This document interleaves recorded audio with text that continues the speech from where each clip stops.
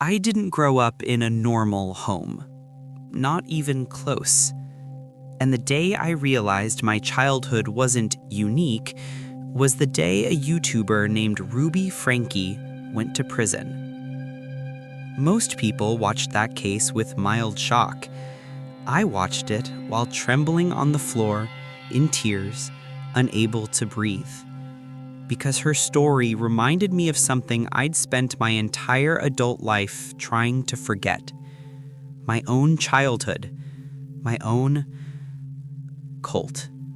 When the Ruby Frankie case broke online, I couldn't look away. Every terrible detail felt like someone ripping open a wound I thought had healed. My husband tried to comfort me, but nothing worked. Only when my 10-year-old daughter hugged me did my shaking finally stop. You see, the story didn't just disturb me. It mirrored the world I grew up in. A world built on lies, punishments, and a twisted belief system held together by fear. My family wasn't a family. It was an arranged unit designed around one woman, Mama Charlene. She wasn't related to us, but she controlled everything. The adults around her, Mother Cora, Stepfather Jocko, Auntie Brady, and Uncle Eric, followed her like loyal disciples. I was the oldest of the 4 kids. Brother John, Sister Sabrina, Brother Roger, and me, Sister Krista. And yes, we were forced to use those titles even as toddlers. Forget the title once, you were punished. Every morning, before the sun rose, we had to sit on our beds and read through 4 pages of Lord's decrees. We weren't allowed to leave our room, not even to use the bathroom, until we finished reading. You can imagine what that meant for us when we were too young to control accidents. Decrees like, do not dirty yourself, thank the Lord upon waking, thank Him before and after meals, address family with proper titles, and then the bizarre ones. Nothing orange was allowed. No carrots, no oranges, no squash. Orange, they said, was the color of the devil's flesh. Once, Roger asked why. Mama Charlene beat him and calmly explained, when you cut a red devil, they're orange on the inside. That was the logic we lived under. Fire was evil. Music was forbidden. Singing was considered a sin. Once, Sabrina hummed a small melody, just a tiny tune. The adults exploded. They interrogated her for hours. How she learned to sing, who taught her, where the devil's influence came from. Her punishment? They forced her to eat a carrot. They told her she had just eaten the devil, and now her voice would be cursed. We slept in the same room, each of us in a separate corner divided by chalk lines. Crossing those lines after 8 p.m. meant punishment. We had no toys, no TV, no books, except handwritten ones Mama Charlene created herself. The world outside that house barely existed. We didn't know what normal was. Then there was the shed, the place of serious correction.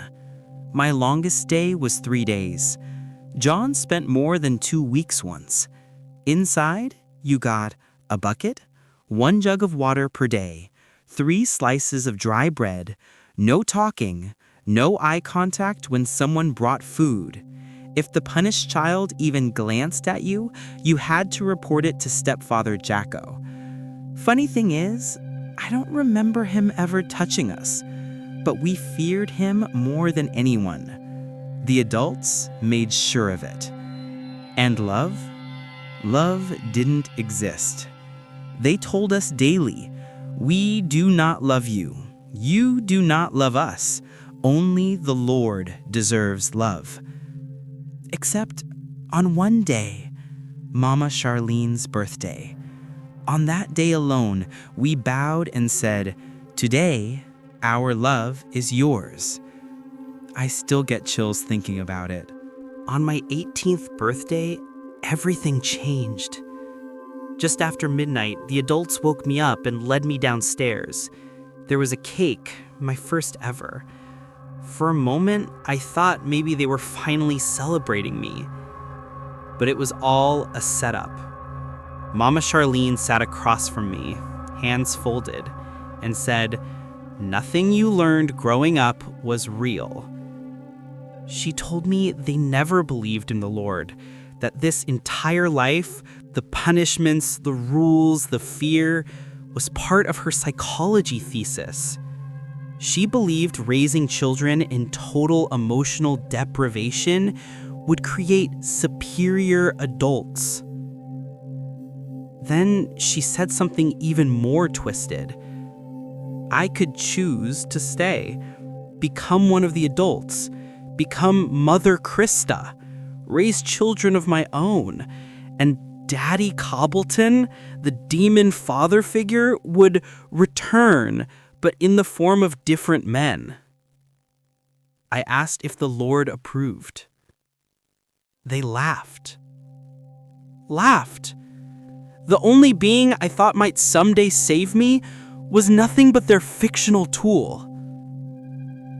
I stayed calm, asked for fresh air, walked outside, sat on the ride-on mower, and crashed straight through the fence. I kept driving until I reached a road. A passing driver took me to a police station. I told them everything. I thought justice would come. It didn't. The adults got a warning and 6 months of CPS visits. Apparently, raising children on lies isn't illegal. One by one, my siblings turned 18 and escaped too. We reunited years later, broken, confused, traumatized. The first time we all said, "I love you" to each other, we cried harder than we ever had. Roger still visits the adults sometimes. He gives us updates. He told us Mama Charlene now suffers from a septic necrosis. One of her required medications is bright orange, the very color she once called the devil's flesh. Life has a strange sense of irony. Maybe my childhood wasn't as openly brutal as some others, but psychological cages can be just as damaging as physical ones. I escaped my cult at 18, and I have spent every year since learning what love truly means, because real families don't need decrees. They don't punish you for singing, they don't fear the color orange, and they don't worship people who call themselves holy. Real families love, and love, actual love, is something my children will never go without.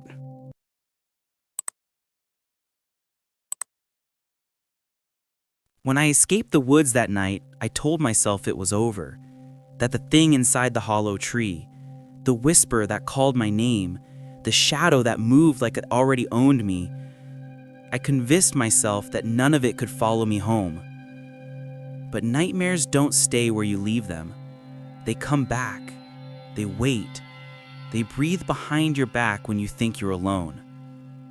And by the time I reached my front door, I already felt it again. A presence, a weight, like the forest itself had wrapped a hand around my spine and refused to let go. Inside the house, everything felt wrong. The air was heavy, static clung to the walls, and every corner seemed darker than it should have been. When I tried to sleep, the sound returned. Not loud, not threatening, just a whisper. Soft, slow, almost relieved, as if it had found me again. Every time I closed my eyes, I saw the same thing. The hollow tree in the center of the woods, its roots twisting like veins, its opening pulsing like a living wound. The memory of that pale hand reaching toward me wouldn't go away. By sunrise, I wasn't afraid of the forest anymore. I was afraid of myself. because some part of me, a part I didn't want to admit existed, felt like I belonged back there. I knew the only person who could explain anything was my father. He had always known something.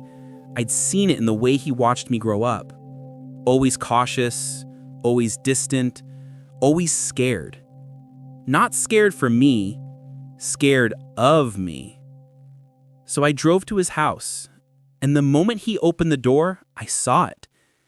The exact same fear I had seen in the forest the night I was born. He didn't speak. He just stepped aside and let me in, his hands trembling like he already knew what I'd seen. For a long time, we just stood there, the air between us thick with things he refused to say. But he didn't need to speak. His eyes told the entire story. Pieces of my childhood began snapping into place. The missing photographs, the locked boxes, the bedtime rules that made no sense, the way he never let me near the tree line behind our old house. I used to think he was overprotective. Now I realized he was hiding something. Not from the world, but from me. Every second I stood in his house, a pressure built in the walls. The same unnatural stillness I felt in the woods. The same sensation that something ancient was watching me, waiting for me to remember. And then the truth hit me, not through words, but like a memory someone else shoved into my mind. I wasn't born in a hospital. I wasn't born at home. I wasn't born anywhere near people. I came from the forest.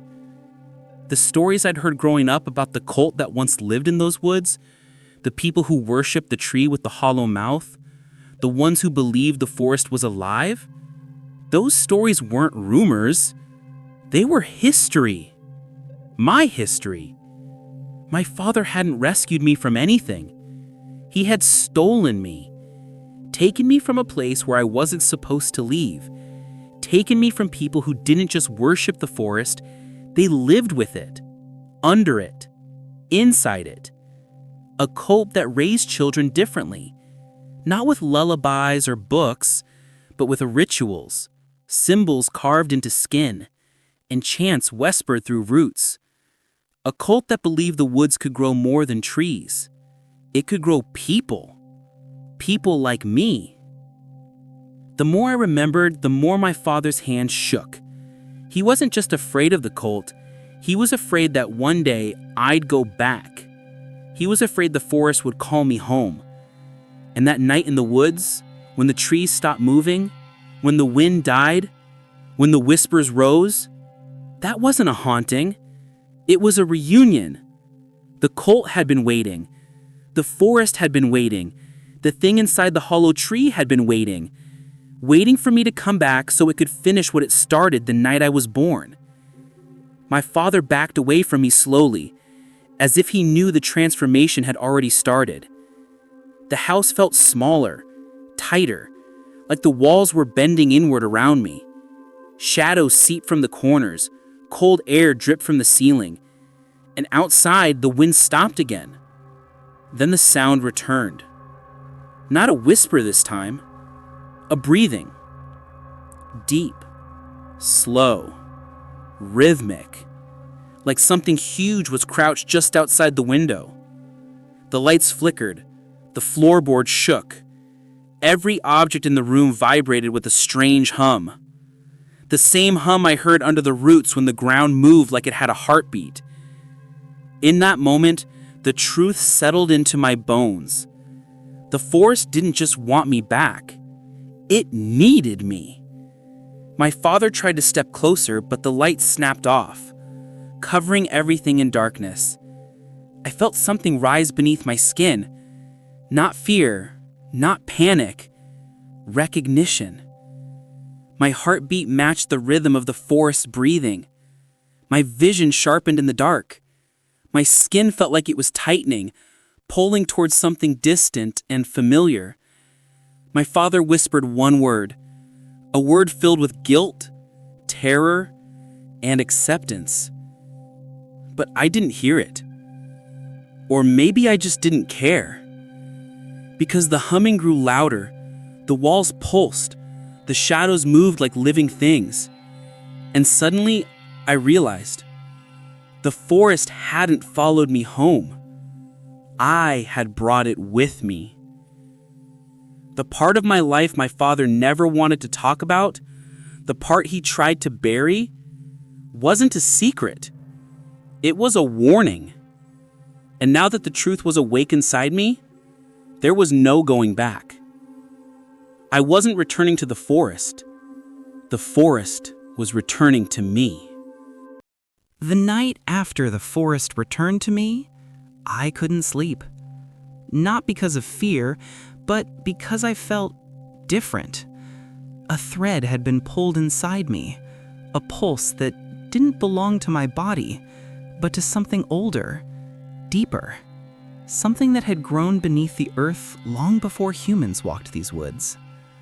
When I looked in the mirror, my eyes reflected the same forest shadows I had seen beneath the hollow tree.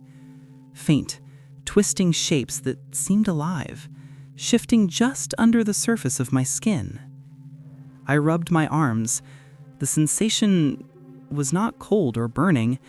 It was aware. I didn't realize it at the time, but the process had already begun. The first change was subtle. I could hear the roots beneath the soil in the backyard. Not like a human can hear leaves rustle. I mean hear. Every pulse of water, every stretch of underground branch, every heartbeat of the soil around the house, it spoke to me. At first, it was just a hum, a whisper. Then words, soft, ancient, in a language older than my own, but somehow I understood it. Child, you belong. I tried to speak to my father about it. I didn't have to. He already knew. He had tried to teach me this language once, years ago, when I was still small and too afraid to listen. He had tried to warn me, tried to stop what had been growing in me, but I was never meant to listen back then. Now I could. The roots beneath the house, the trees outside the window, even the soil in the garden, they were awake. And I was their voice, their vessel, their child. It didn't take long for me to notice other changes. My skin hardened in certain places, like bark, but smooth, like living wood. My senses sharpened. I could smell the damp rot of 100 hidden roots. I could feel the thrum of water deep underground. Even the wind-carried voices I could understand now, each leaf and branch a syllable in a language only I spoke. At first, it was exhilarating. I felt more alive than I had ever felt in the world of people. I could move without touching the ground. I could hear the thoughts of squirrels and birds as if they whispered secrets meant only for me. And I realized something terrifying. I had become more than human. But that exhilaration came with an edge of terror. The more I felt the forest inside me, the less I felt myself. The human part of me, the part that went to school, laughed with friends, and dreamed of normal life, shrank with every heartbeat. I could feel it being absorbed, entwined with the pulse of the roots, and I knew I could never be just human again. By the third day, my father stopped trying to intervene. He watched me with hollow eyes, as if he had witnessed this many times before. The truth became clear. He had been part of the forest's plan all along, not a willing participant, but a guardian, a warning, a tether to the world I had left behind. And then the whispers became clearer. It is time. Return. Bring the others. I didn't know who the others were. Children from the cult? People lost to the forest decades ago? I only knew the voice was patient, and it had been waiting for me to be ready. That night, I ventured into the woods alone. The path was familiar. Every branch bent toward me. Every root shifted under the soil like it knew my weight. The hollow tree waited. Its mouth opened wider than I remembered, pulsing softly with light I could almost feel under my skin. And then I saw it. A figure. A child, pale and small, standing just inside the hollow. Their eyes mirrored mine, shadowed and deep, and I realized this was the first child the forest had taken after me. It had been waiting for me to guide them. I reached out, and the forest stirred. The roots beneath my feet shot upward, wrapping around my ankles like soft chains. The child stepped closer, hesitant, and I realized what the forest wanted. I was not just a child of the forest. I was a guide, a teacher, a vessel to bring others home. Every day after that, I felt the change accelerate. My hands could manipulate the soil, bending roots and plants to my will. My voice could call animals to me, even creatures I had never seen before. And the forest responded to my emotions. Anger made the wind lash through the trees. Fear made the shadows thicken. Joy made the leaves shimmer and sway like a living curtain. But along with power came hunger. The forest wanted more.